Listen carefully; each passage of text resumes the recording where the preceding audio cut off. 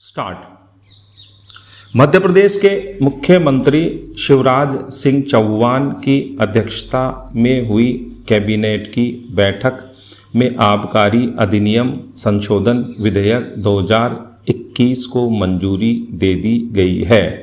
इस विधेयक को विधानसभा के मानसून सत्र में पेश किया जाएगा। विधानसभा में यह पारित हो गया तो जहरीली या नकली शराब से किसी की जान जाने पर दोषी को मौत या आजीवन कारावास की सजा मिलने का रास्ता साफ हो जाएगा।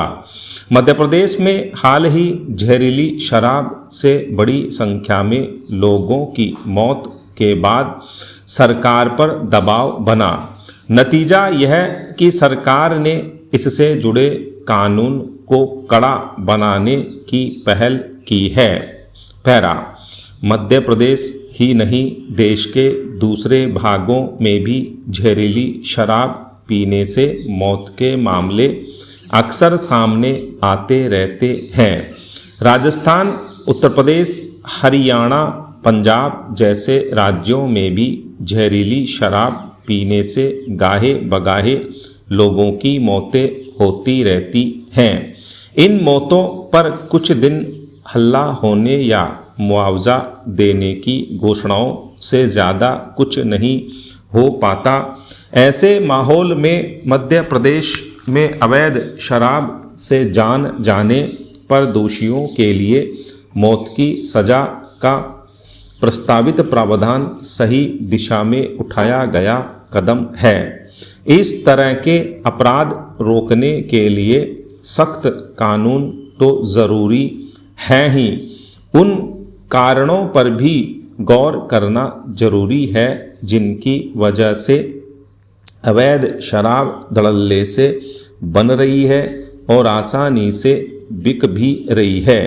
विभिन्न रिपोर्टों के जरिए यह बात समय समय पर सामने आती रही है कि पुलिस की मिली भगत के चलते ही अवैध शराब का निर्माण और बिक्री का कारोबार हो रहा है।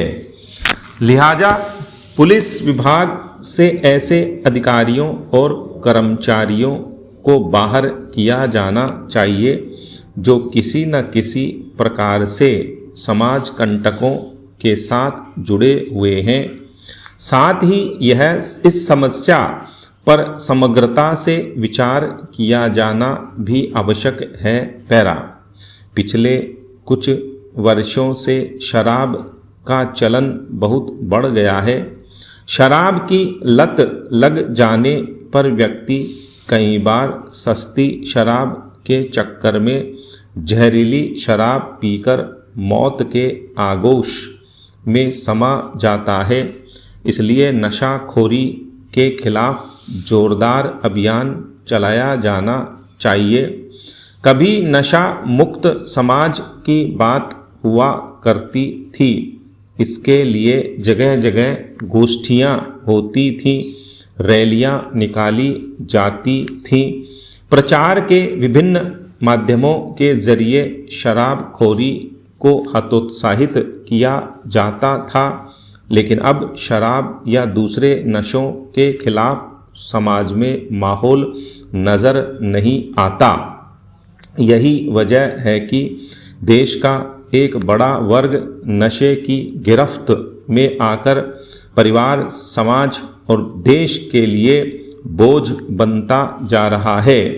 कड़े कानून बनाने के साथ नशे की प्रवृत्ति पर भी लगाम लगाने पर ध्यान दिया जाना चाहिए। पैरा, भारत तो आज भी गांवों में बसता है। आदिवासी ग्रामीण इलाकों तक कोविड टीके पहुंचाने का क्या अनुभव रहा? शुरुआत में इसे लोगों ने शहरी बीमारी मान लिया।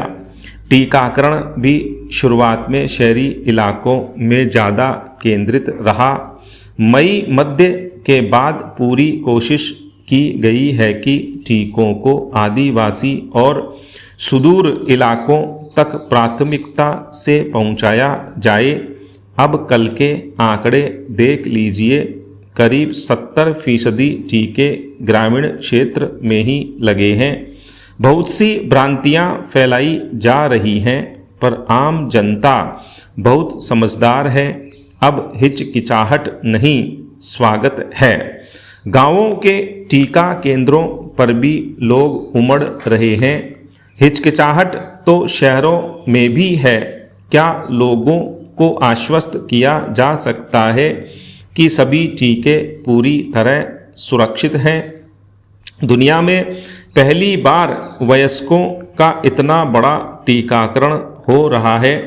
लोगों में अक्सर अनजानी चीज का भय होता है, वैसे ही टीके का है। दूसरी बात है कि उम्र बढ़ने के साथ बीमारियों और मृत्यु की आशंका भी बढ़ती है। बहुत से लोग गंभीर बीमारियों या बहुत ज़्यादा उम्र वालों को टीका लगवाने से डरते हैं, जबकि वैज्ञानिक साक्ष्य बताते हैं कि टीकों का सबसे ज़्यादा लाभ ऐसे लोगों को ही है।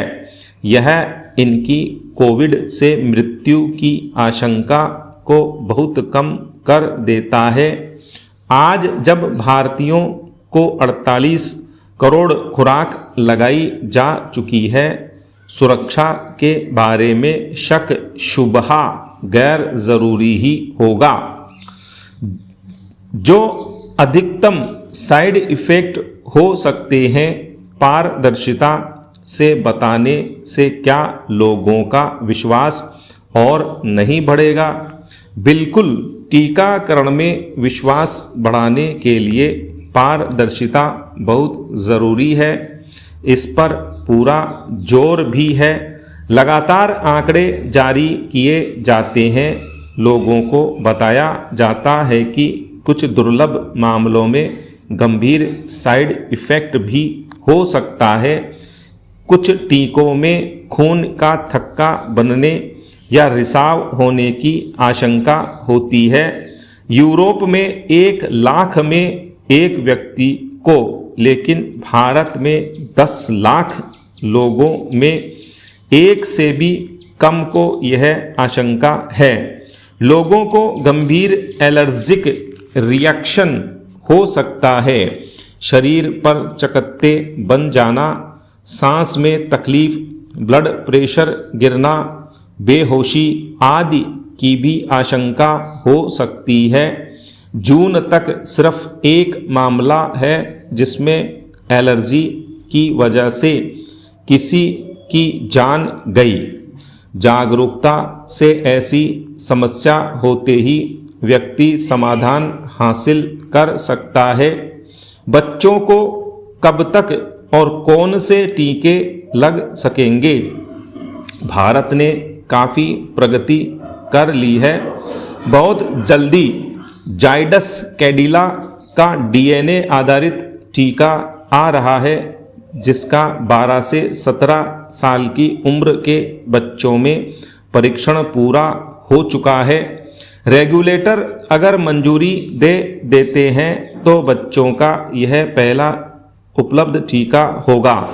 कोवैक्सीन का 2 से 18 साल तक के बच्चों में ट्रायल चल रहा है, जो अक्टूबर तक पूरा हो जाएगा। 2 और ट्रायल के नतीजे भी साल के अंत तक आ जाएंगे। 2 बातें देखनी हैं, सुरक्षित हो और बच्चों को प्रतिरोधक क्षमता दे। तो क्या स्कूल खोल देने चाहिए? यूरोपीय देशों ने अपने प्राथमिक स्कूल बंद ही नहीं किए। दूसरी डोज किसी अन्य टीके की लगवाने को लेकर क्या सलाह देंगे? शोध से प्रतिरोधक क्षमता बढ़ने के साक्ष्य मिलने पर ही मिक्स और मैच की सलाह दी जा सकती है। पिछले हफ्ते रेगुलेटर ने इस पर अध्ययन की इजाज़त दी है। तीसरी लहर की आशंका का क्या अनुमान है?